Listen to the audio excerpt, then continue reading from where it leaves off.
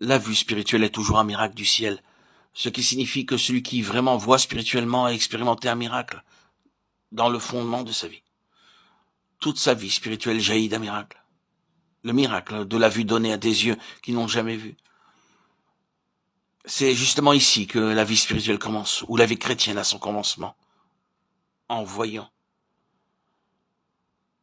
Cela justifie aussi la pleine signification de la venue dans ce monde du Fils de Dieu, car c'est une chose établie par Dieu lui-même dans sa parole, que l'homme n'est aveugle. Je suis venu comme une lumière dans le monde, Jean 12, 46. Je suis la lumière du monde, Jean 9, 5.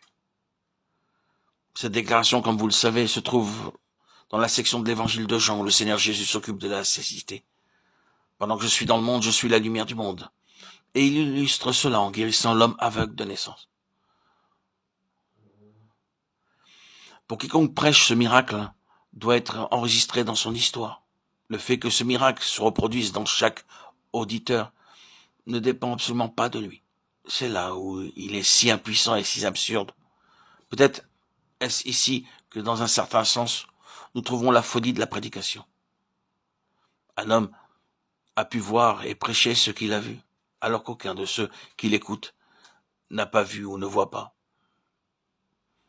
Il dit donc aux aveugles, voyez, et ils ne voient pas. Il dépend entièrement de l'Esprit de Dieu pour qu'il réalise un miracle sur le champ. À moins que ce miracle se produise, sa prédication sera vaine quant à l'effet désiré. Je ne sais pas ce que vous dites quand vous entrez dans une réunion et que vous courbez votre tête dans la prière. Permettez-moi de vous faire une suggestion. Celui qui va donner la prédication ou l'enseignement a pu recevoir son message comme fruit du miracle de l'illumination. Mais vous pouvez tout manquer. La suggestion est que vous demandiez toujours au Saint-Esprit qu'à cette heure même, il opère à nouveau ce miracle en vous, pour que vous puissiez voir. Il se peut qu'un homme, alors qu'il était auparavant aveugle, ait eu un toucher et que maintenant il voit, mais il voit seulement un peu autant en profondeur qu'en étendue. Il voit de manière imparfaite.